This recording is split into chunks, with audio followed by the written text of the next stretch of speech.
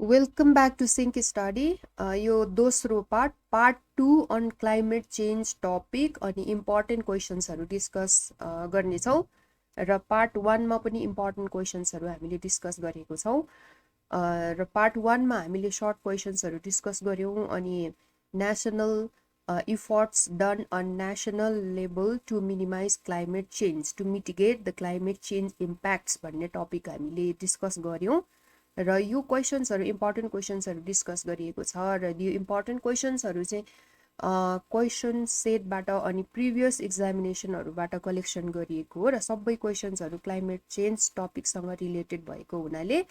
हामीले यसलाई एसेम्बल गरेर यसरी हामीले नोटको रूपमा तयार पारेको छौं र यो सेकेन्ड पार्टमा हामी इफोर्ट्स डन अन इन्टरनेशनल लेभलमा डिस्कस गर्न गइरहेको छौं अन्तर्राष्ट्रिय स्तरमा गरिएका प्रयासहरु र क्लाइमेट चेन्ज जलवायु परिवर्तनको प्रभावलाई चाहिँ अन्तर्राष्ट्रिय स्तरमा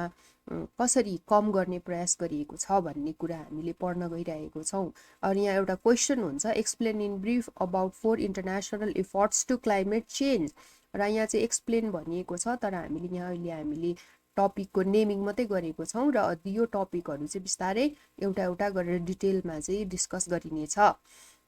र efforts done on international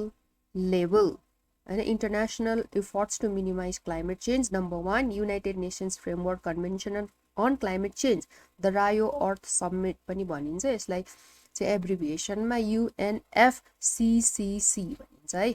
अनि दोस्रो number agenda 21 Kyoto protocol on Intergovernmental Panel on Climate Change IPCC अन्तर सरकारी मञ्च पनि भनिन्छ होला इन्टर गभर्नमेन्टल प्यानललाई अन्तर सरकारी मञ्च भनिन्छ है ओके नाउ यो अब हरेक टपिकमा हामी डिस्कस गर्न गइरहेको छौं सबैभन्दा पहिला mention the major points mention in national communication report यो त नेशनल लेभलको यो पनि नेशनल लेभल हो योबाट अन्तर्राष्ट्रिय स्तरमा गरेका प्रयासहरु भन्ने यहाँ आयो हामी हैन write a note on UNFCCC UNFCCC is an effort to mitigate effects of climate change on international level. अन्तर्राष्ट्रिय स्तरमा गरिएको यो प्रयास युनाइटेड नेशन्स को अन्तर्गत हैन it stands for United Nations Framework Convention on climate change र यो फुल फर्म चाहिँ यस्तो हुन्छ र 1992 AD मा सन् 1992 मा रायो earth summit was held in रायो डी जेनेरियो ब्राजिलमा चाहिँ यो अर्थ समिट गरिएको थियो र त्यो समिटमा चाहिँ एउटा कन्भेन्सन भनेको सम्मेलन भेला हैन भएको थियो र त्यसलाई चाहिँ के भन्यो भने United Nations Framework Convention on climate change भन्यो हैन नेमिङ चाहिँ यति बेला भयो UNFCCC को 1992 AD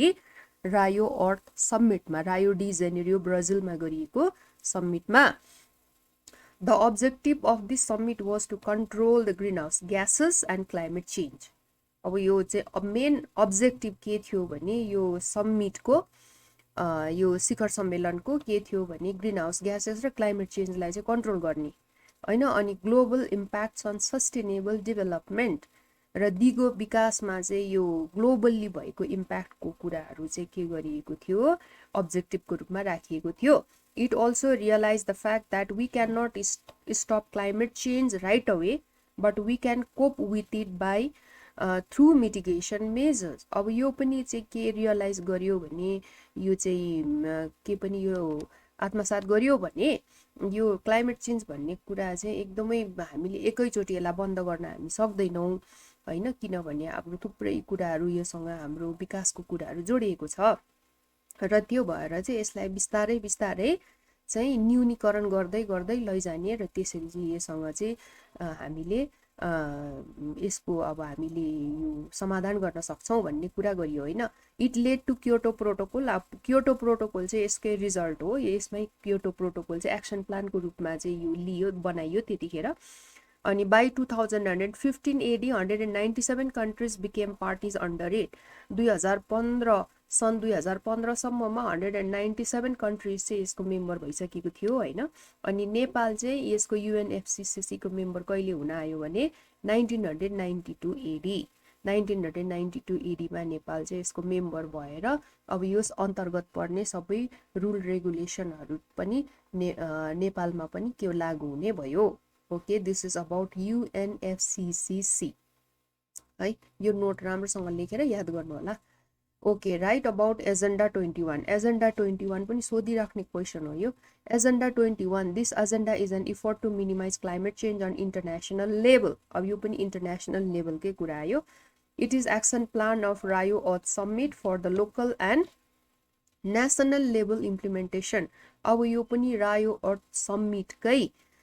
लोकल र इन्टरनेसनल लेभलमा चाहिँ लागू इम्प्लिमेन्टेसन भनेको लागू गरिने, कार्यान्वयन गर्ने होइन। लोकल र नेसनल लेभलमा कार्यान्वयन गर्नुपर्ने प्रोग्रामहरू चाहिँ यो एजेन्डा 21 ले दिन्छ। Here 21 stands for 21st century and the slogan for this is think globally and act locally भन्ने स्लोगनमा चाहिँ 21औं शताब्दीको लागि काम गर्नुपर्छ भन्ने कुरा हो यो होइन। यो it gives priority to sustainable development, दिगो विकासलाई चाहिँ प्रायोरिटी दिन्छ एजेन्डा 21 ले। अनि इन्भाइरोमेन्टल कन्जर्भेसन र वातावरण सम्बन्धी पर्यावरण सम्बन्धी जुन चाहिँ पर्यावरणको संरक्षण छ यो विषयहरूमा कुरा गर्छ। This agenda has 4 sections to address. अब यसमा चाहिँ 4 सेक्सनको के गरिएको छ, विशेष कुरा गरिएको छ। 4 सेक्सनमा चाहिँ कामहरू बाँडिएको छ। Population growth, poverty and public health. Population growth control कसरी गर्ने, पोभर्टीलाई कसरी चाहिँ हामीले मिनिमाइज गर्ने, डिल गर्ने, अनि पब्लिक हेल्थको विषयमा चाहिँ एकदमै सेन्सिटिभ कुराहरू कुन कुन हुन्, इम्पोर्टेन्ट कुराहरू भन्ने। Biodiversity and population control. Biodiversity भनेको तपाईँहरूलाई थाहा छ इन्भाइरोमेन्टसँग रिलेटेड हो यो, इकोलोजिकल ब्यालेन्ससँग। अनि पोल्युसन कन्ट्रोल कसरी गर्ने, empowering people from all levels like indigenous people, farmers भयो, एनजिओज भयो, लोकल अथोरिटिज भयो, वुमेन्स भयो, युथ भयो, सबै ग्रुपको होइन, क्षेत्र वर्गको सबैलाई चाहिँ समेटेर यसलाई चाहिँ के गर्ने, एम्पावरिङ गर्ने होइन, उसलाई चाहिँ स्ट्रेन्थनिङ गर्ने, सबैलाई सक्षम बनाउने। Sharing scientific technological education and financial mechanism. अनि त्यो सबै गरिसकेपछि चाहिँ साइन्टिफिक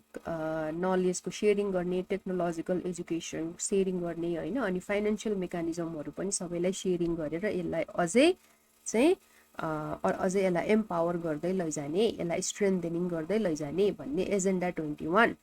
ओके, एजेन्डा 21 को मेन चाहिँ के छ भने sustainable development and environmental conservation छ है। यो अन्तर्गत यो 4वटा बुँदाहरू आउँछन् होइन। अब सस्टेनेबल डेभलपमेन्ट र इन्भाइरोमेन्टल कन्जर्भेसन कसरी गर्ने भन्दा चाहिँ यो चाहिँ के गरेको, यो सब हेडिङमा छुट्याइएको, यसरी गर्न सकिन्छ भने। Okay, now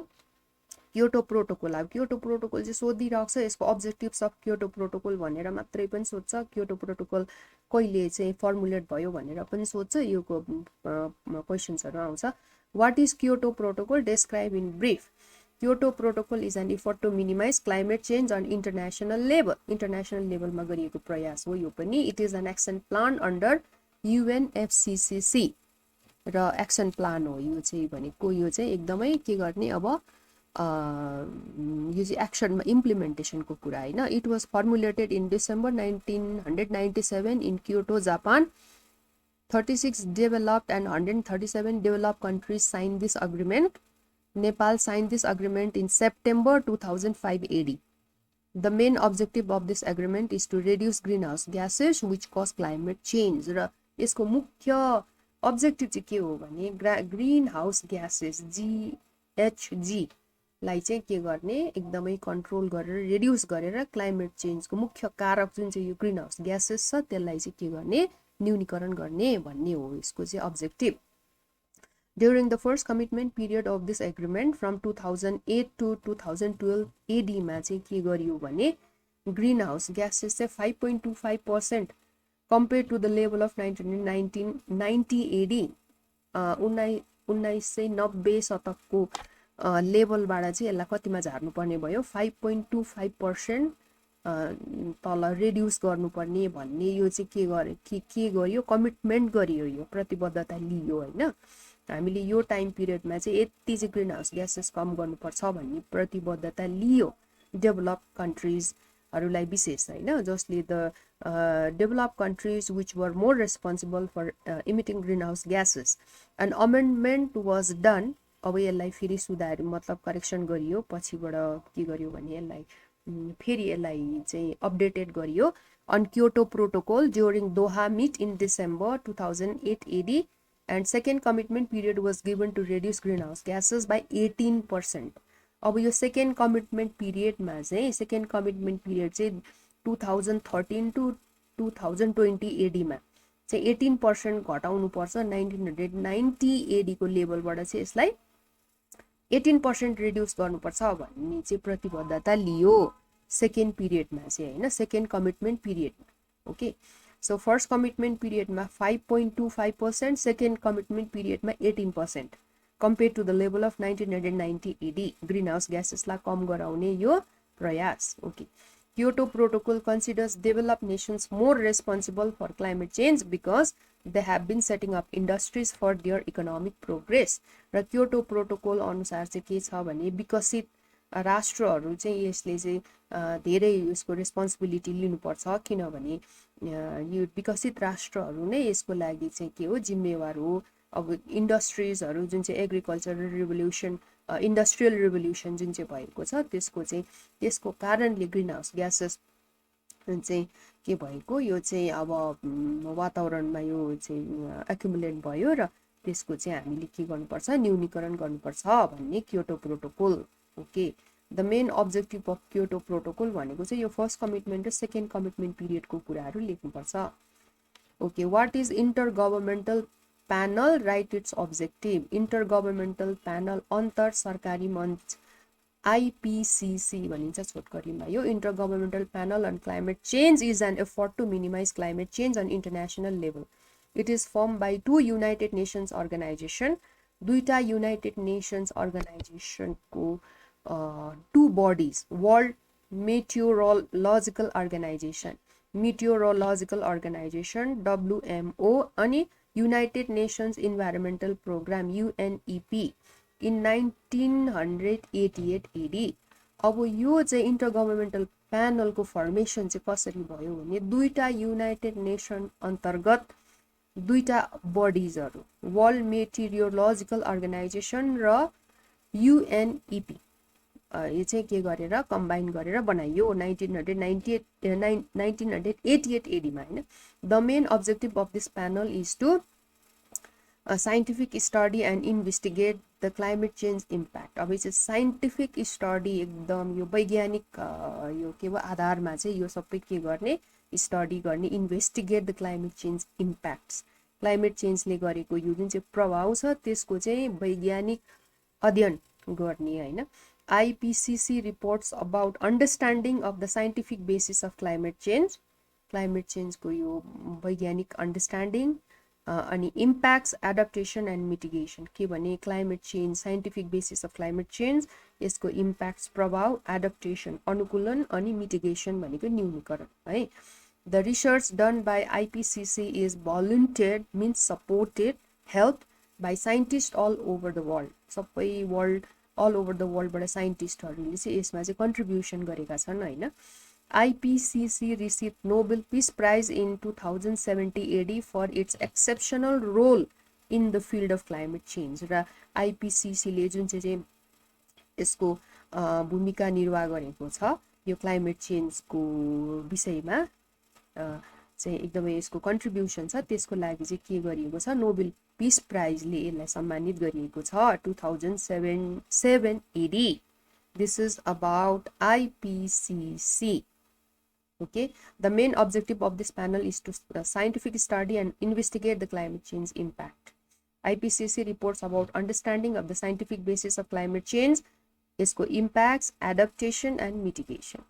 okay so this much you have to remember okay with this we finish the discussion